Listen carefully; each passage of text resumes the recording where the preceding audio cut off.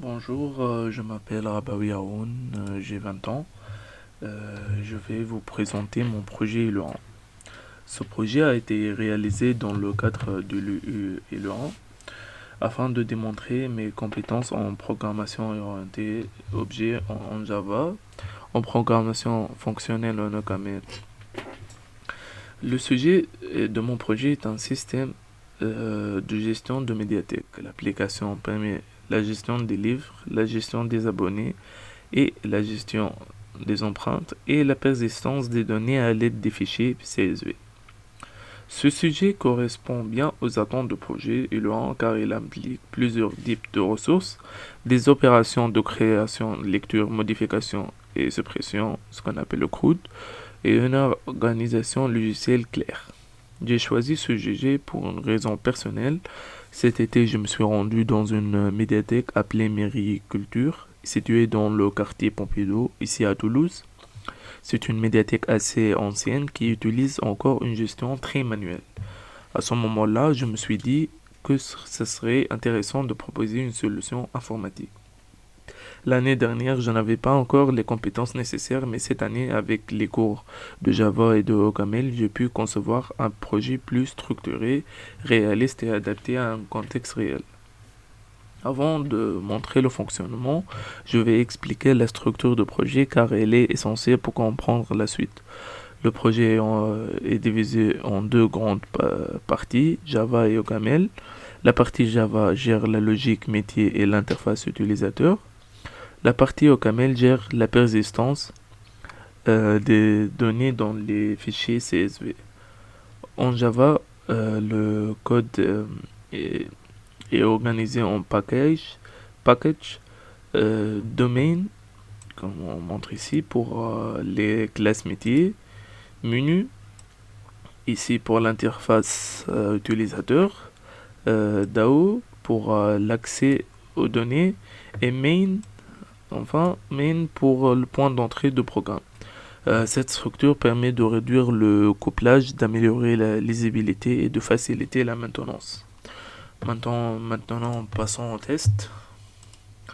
Comme on voit ici, la gestion de médiathèque. Par exemple, ici,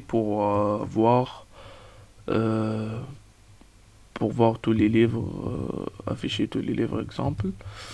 Afficher tous les livres, on met deux. Pour ajouter un livre, on met ajouter un livre ici. Les SBN, on met 450. Pour le titre, ah bah oui. L'auteur est le 1. L'année de publication 2026, bonne année. Nombre de copies 400, 600, je mets. Et pour vérifier s'il est bien sauvegardé, afficher tous les livres. Ici, comme c'est montré, il est affiché. Bah, ceci c'est le test précédent, c'est pour ça je peux le supprimer via 5 ici. Je peux ISBN de livre, par exemple, je veux supprimer ce livre, je mets 250. Et c'est bon, c'est supprimé. Livre supprimé avec succès, un message. Euh, Ces livres sont chargés depuis les fichiers CSV, les abonnés sont chargés, les empreintes. On met retour par exemple pour voir les empreintes. 3, gestion des empreintes. Ici, retourner une empreinte, afficher les empreintes actives, afficher les empreintes en retard, afficher les empreintes d'un abonné. Euh, Cela montre que le projet peut être téléchargé et exécuté par un correcteur. La persistance fonctionne et les fonctionnalités de base sont opérationnelles.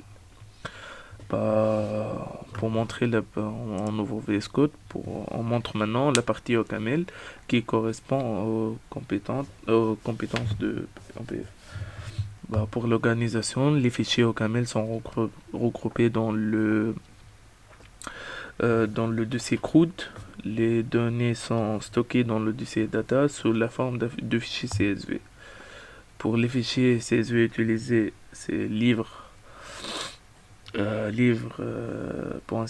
pour les livres, abonné.csv, abonné ici, pour les abonnés, empreinte.csv pour les empreintes, comme c'est montré ici. Ce fichier analyse les arguments de la ligne de commande. On ouvre main.ml. Ce fichier analyse les arguments de la ligne de commande et elle sélectionne l'opération CRUD à effectuer. Par exemple, on ouvre ce fichier. Les données ici CSV sont manipulées sous forme de liste. J'utilise des fonctions récursives pour parcourir les données. J'utilise le pattern matching pour traiter les différents cas. Ces fonctions permettent d'ajouter une donnée, de lire une donnée, de modifier une donnée, de supprimer une donnée. Par exemple, une commande permet d'ajouter, exemple d'utilisation, une commande permet d'ajouter ou modifier une entrée CSV. Les fichiers est ensuite réécrit correctement. Cela démontre l'usage des types, des listes et des fonctions d'ordre supérieur. Passons maintenant aux parties Java. Pour l'organisation de parties Java, le code Java est structuré en plusieurs paquets. Chaque classe a une responsabilité précise. Par exemple, on ouvre ici main.java. La méthode main au début, elle initialise l'application, elle crée les objets principaux, elle charge les données depuis les CSV, elle lance l'interface utilisateur. Cela montre la maîtrise de la création d'objets, de l'écriture d'un main et de l'orchestration du programme. Ici, on ouvre le domaine par exemple, où se trouvent ces 4 fichiers. On ouvre médiathèque par exemple. Ce fichier contient les tableaux de livres, abonnés et empreintes, centralise la logique métier. Exemple pour ici au début la fonction ajouter livre, comme c'est montré au test. Elle vérifie l'unicité de l'ISBN, ajoute le livre au tableau, garantit la cohérence des données. Passons par exemple au livre.java.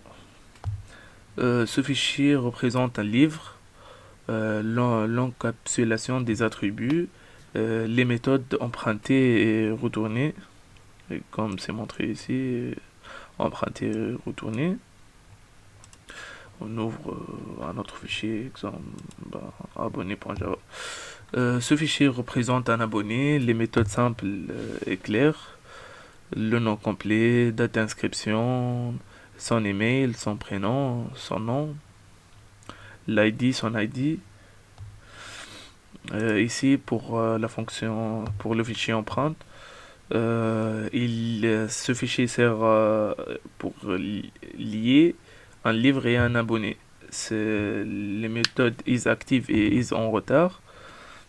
Ceci gère le retard de l'abonné. On ouvre un autre menu, par exemple menu.java. Il gère l'affichage, ce fichier gère l'affichage, il ne contient pas la logique métier. On ouvre contrôle.java, ceci fait le lien entre le menu et la médiathèque. Il délègue les appels aux bonnes méthodes. Cela permet une architecture claire et maintenable. Pour la partie IGL, j'ai appliqué plusieurs principes.